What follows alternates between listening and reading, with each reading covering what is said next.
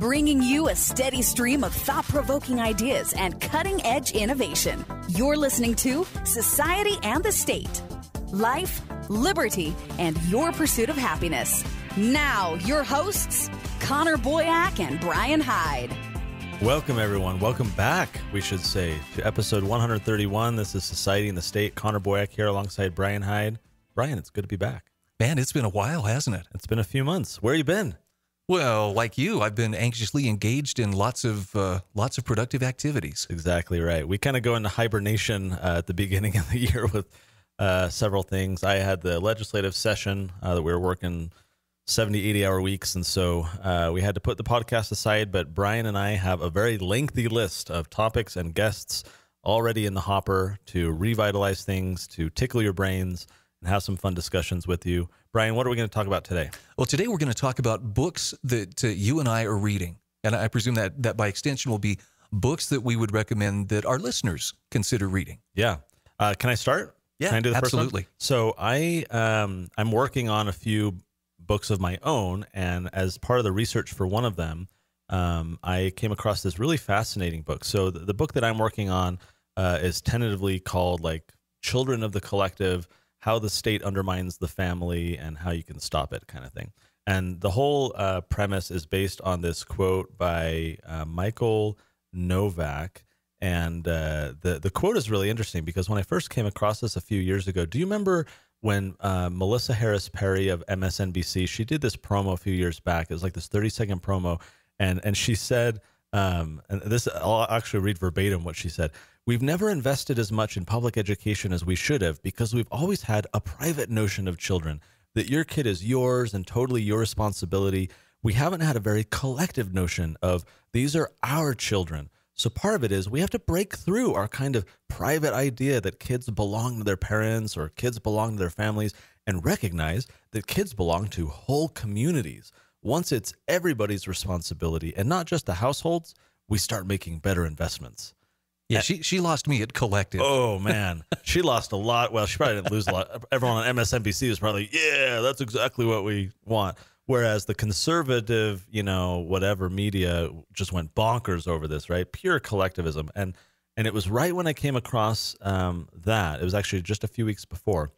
I came across this quote from Michael Novak. And he said, "Between the omnipotent state and the naked individual looms the first line of resistance against totalitarianism, the economically and politically independent family, protecting the space within which free and independent individuals may receive the necessary years of nurture."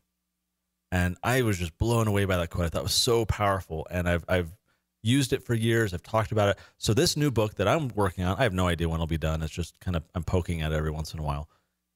Is based on that premise. I'm basically taking Michael Novak's quote about how you have the omnipotent state on one hand, you have the naked individual on the other hand, and then it's the economically and politically independent family in the middle that, as he calls it, is the first line of resistance against totalitarianism. That's such an interesting concept, how the family kind of helps incubate independent and free individuals, and that part of the purpose is to resist the omnipotent state. And so I'm trying to explore or think about, has that worked? How has it worked in the past? How is it not working now? What are the effects of it not working?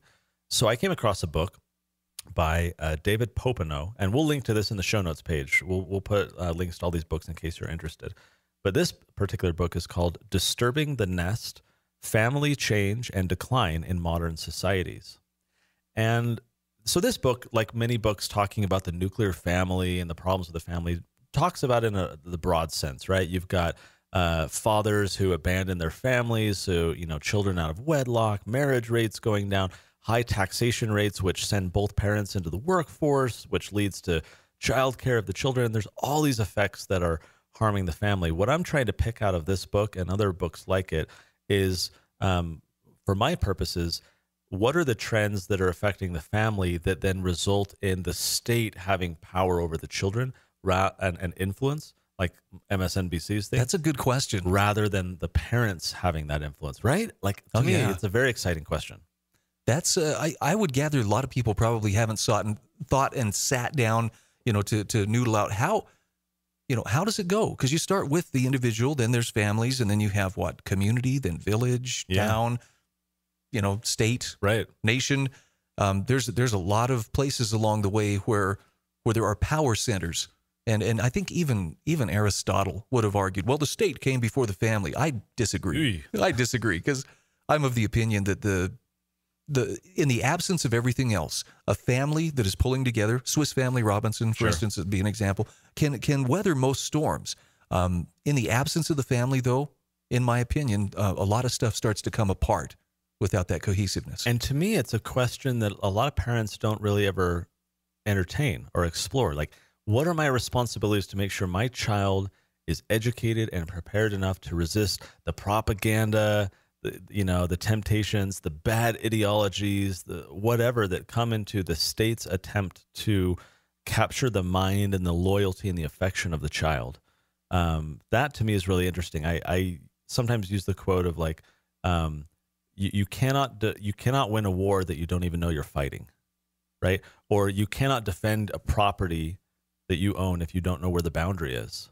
If H. Verlin Anderson talked about this too. He said, if you don't know where the end of the property line is, you cannot point to someone and say that far and no further, because if you step over this, you're encroaching. If you don't know where that line is, they can just step and step and step, and you have no way to defend it.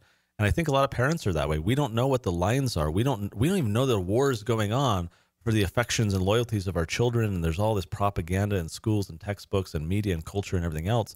If you don't know that all of this stuff is intentional and that it's happening and that it does have an effect, your child is just going to get carried away with every wind of political doctrine that is popular of the day. And it's to their detriment. And collectively, I just used the collectively word. Yeah, that's okay. In this case, I think collectively our detriment, right? Broadly speaking, as society. So anyways, that's one of the 3 books I wanted to share. Who was the author again on that one? This is David Popenoe.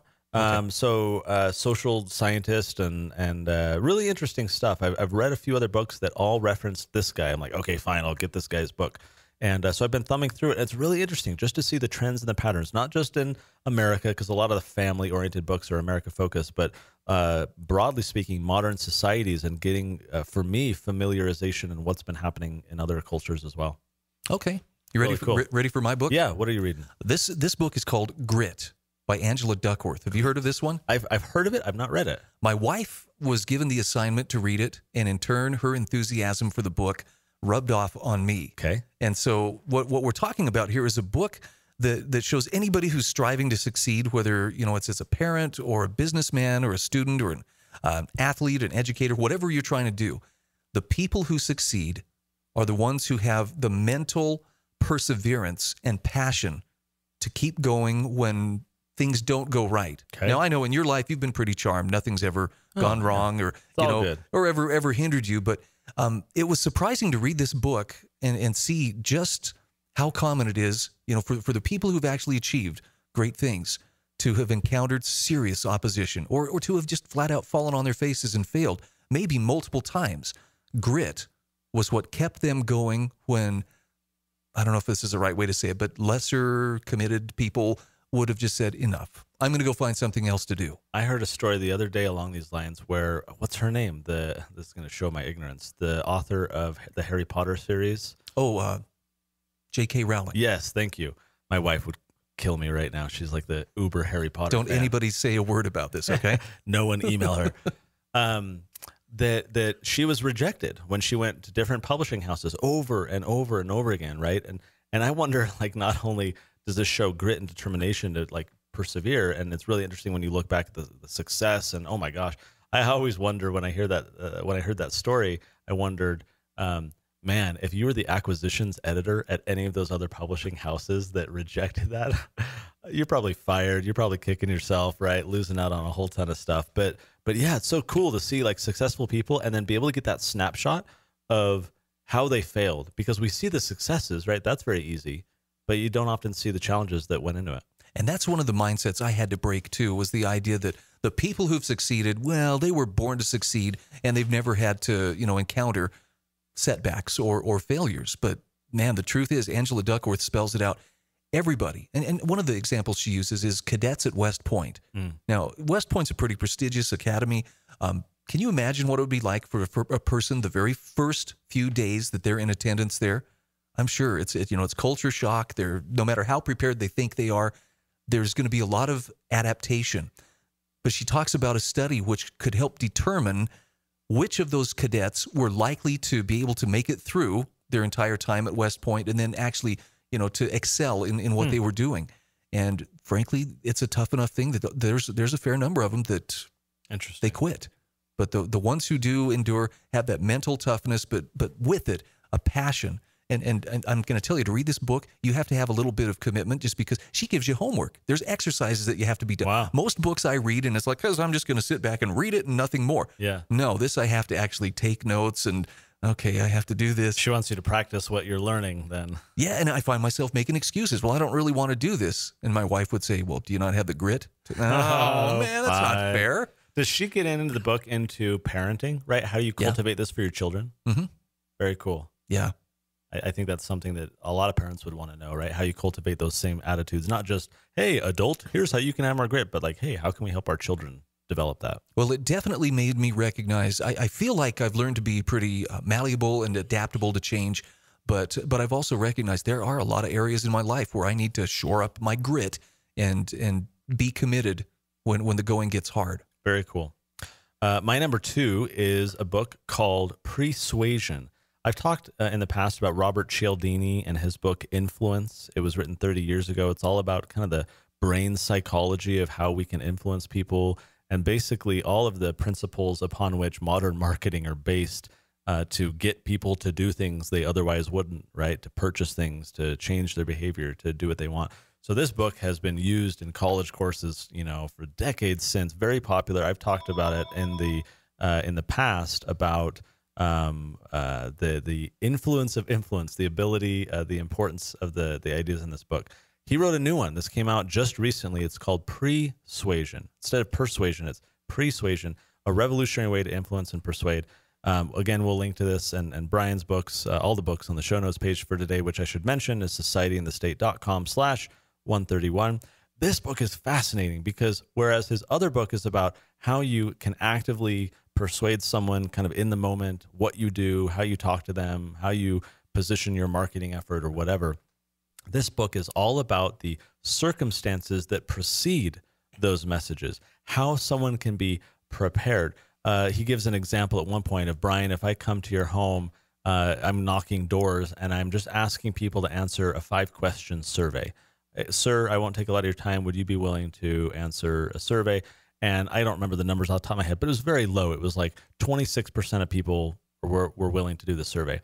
Instead, then as part of their controlled study, the person would then go door to door and they would first say, hello, sir, could I ask you a question? Do you consider yourself a helpful person?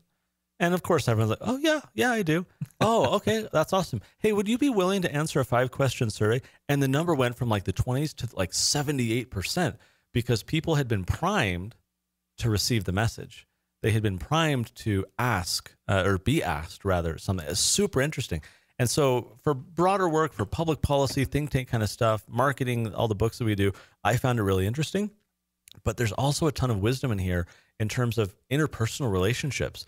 Like if you want to ask your spouse something, or you want to bring up a sensitive topic to your boss at work, or you want to, have that conversation with a neighbor that's going to be a little bit prickly, what are the simple things you can do before you have that discussion that's going to result in a far better situation or outcome that you want to strive for? And the danger with this, as it is with his original book, Influence, is very much like this can be weaponized. That was the question I wanted to ask you, is how do you feel about, does this feel like manipulation, or is there a line between manipulation and simply being prepared? Right. So he talks about in the book, he's like, look, these are the tools of the trade, and tools can be used for good, for bad, but we have to recognize and he says this more in his other book, Influence, than in Persuasion. But the point that he brought up there is to say, if for nothing else, not for you to like use these tools on others, you need to understand them so that you can defend yourself against them. You need to recognize that this is what people are doing to you without you knowing. And so if you understand how the game works, you can understand how to resist being influenced. So if for nothing else, it's good to know how people might be trying to, quote unquote, manipulate you. And then broader than that, then he says, like, look, like any tools, these need to be used properly. Like they're going to be abused. People are going to try and be shady and whatever, but there's a proper way to use them. And so to your question, Bryan, like I've always had that whiff of like, oh my gosh, you can manipulate people in doing this. This is amazing, right? But there's a good way and there's a bad way. And he talks a lot about that in the book. I think there is a respectful and ethical way to do it. And it's mostly just human interaction. It's not saying to do anything shady. It's just like, you know, before you delve into that controversial topic, ask them about something they did that was adventurous. And you know, you might strike up conversation anyways before you bring up a sensitive topic. This is just guiding you to say, you know, if you ask them something adventurous about themselves, they might be primed to be ready for an adventurous discussion with you about something more controversial, and they're willing to kind of go through that. Whereas if you would ask them like, how was your job that day? Like, anyway, so it's kind of more guidance to have good conversations and prime people for discussions that have more optimal outcomes. It can certainly be abused, but it's so fascinating to learn how it works. That really is interesting. Okay, that one goes on the list of books it's on your nightstand. My next book is called The Way of Men. Okay. And this was actually given to me by a friend. Just a curiosity. He says, I want you to read this book and see what you think. Jack Donovan is the author. It's called The Way of Men. And, you know, we hear a little bit about this crisis of masculinity. Oh, Yeah. what is it? Is it toxic? Is it? Toxic, yeah. It's a really bold book, though, that talks about men from the standpoint of what is it that makes men tick. And it's not, you know, beer and football and campfires and branding themselves, you know, and, you know, saying chants around the campfire. It really comes down to you have to accept that there is a path that is followed. It's not just a state that you arrive at, but there's a way of living to be considered a man, a guy who can be counted on, who can stand up, face whatever comes with this stoicism. Mm-hmm. Anyway, it suggests some things that I found very interesting. For instance, would you willingly take a cold shower if you knew darn good and well that you had hot water at your fingertips, but would you willingly take a cold shower just as a process of depriving yourself of that comfort and toughening yourself up? Having been a Boy Scout and done that a time or two, I can see myself doing it, but I've gone soft, so I'd probably, you know, very reluctantly do it. And my point is, that's a lot harder thing. You would think, well, of course, I'm a manly man. Why, break the ice and give me a bucket of water. I'll wash with that. Right. It's really tough. And I'm in a stage of my life where I'm definitely built for comfort more than speed. But little things like that, intermittent fasting is another thing that it recommends that it seems to make no sense. Well, I get up and I'm hungry. I should eat something. Well, what if you put off eating until your lunchtime meal? What are the broader implications that the book talks about? What's the purpose of doing these things? It's the book is helping to explain that there is a proper place for masculinity within civilization. Because right now there are a lot of voices that are trying to tell us, well, you know, this is a bad thing. We're trying to either drug it out of the boys. You know, you send your kid to a public school. If he's an active kid, there's a really good chance that some well-meaning teacher or counselor or somebody is going to say, have we thought about getting him on some kind of medication? Yeah. For what? Yeah. To make him stop acting like a little boy? Right. So there's a rightful place, there's a proud place, and I guess in Jack Donovan's lexicon, there's a very productive way of being a man.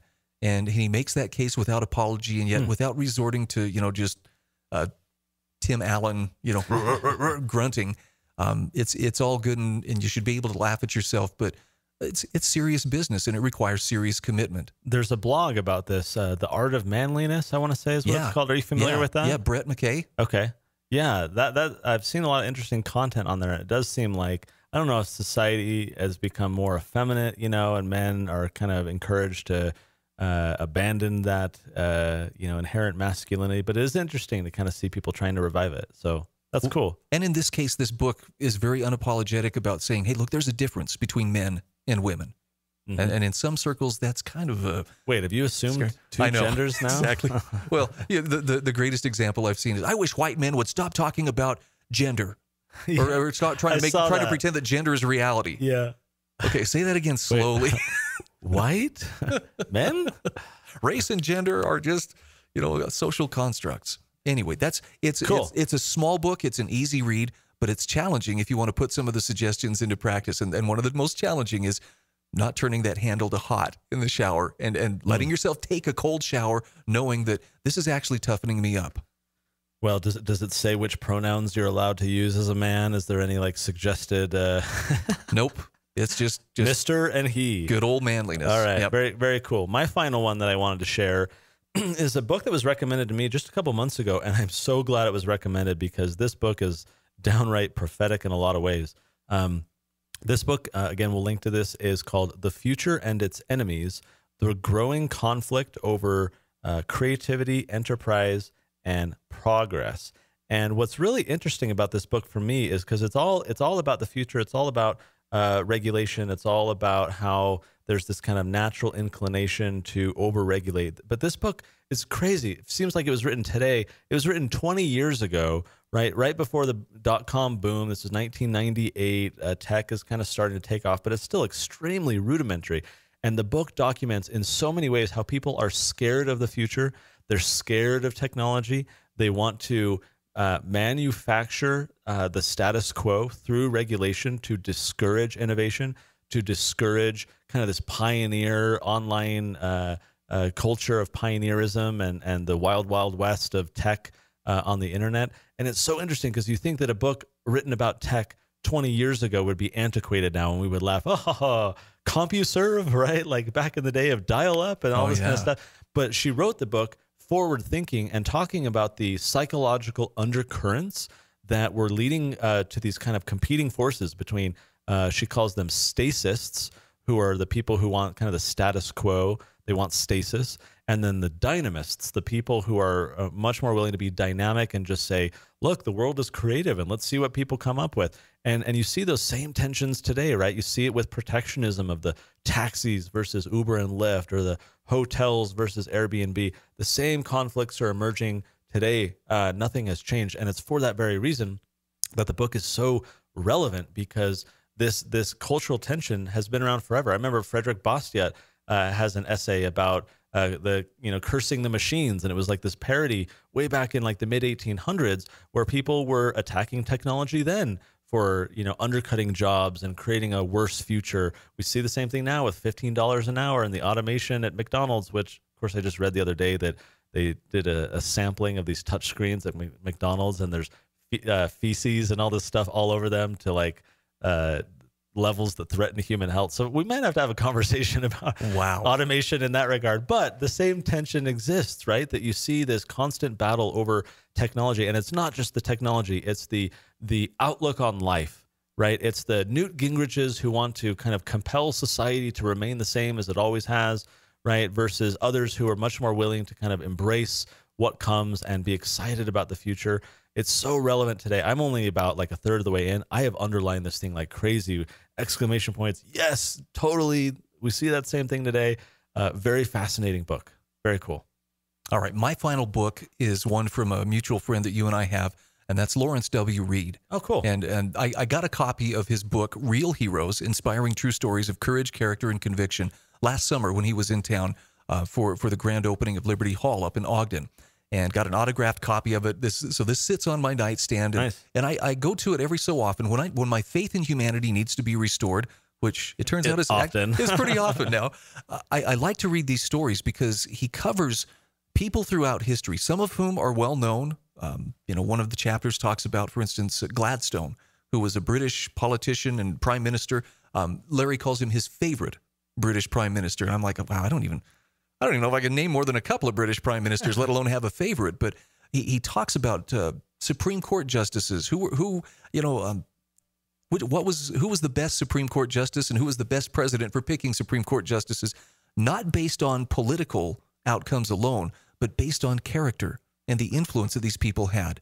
One of my favorite stories in the whole book is the story he told of giving a couple $100 to a guy in Cambodia with the charge, could you please give this to this family many hours away? I love this story. And keep $50 for yourself. For the trouble, yeah. And the guy made the journey, paid for the train trip, gave the family the whole $200. And, Larry Reed says, if that doesn't stir your heart as to the goodness and honesty that people are capable of, he goes, I don't know what would. So yeah. That's a book that I hang on to just to remind myself that there are really, truly great people. And of course, behind each of those stories is a little personal challenge to Absolutely. step up and be the best person you can be. Great book. I recommend that one as well. Real Heroes. Larry Reed is always a good person to read. Hey, that worked. Read Larry Reed. We've actually had him on past episodes. Very smart guy, great guy. Hopefully this has been of interest to you. Get some new books for your nightstand. That's what Bryan and I are reading. Kicking off, Revitalizing Society and the State. We are back, as I said, with a very long list. Stay tuned on the next episode. We're going to be talking about the strongest law that now exists on data privacy in the state that made it happen. Very exciting stuff. That's on the next episode. We got many more to come. Thanks for joining us on Society and the State. Thanks for listening to Society and the State. For show notes, archives, and more great content, visit societyandthestate.com.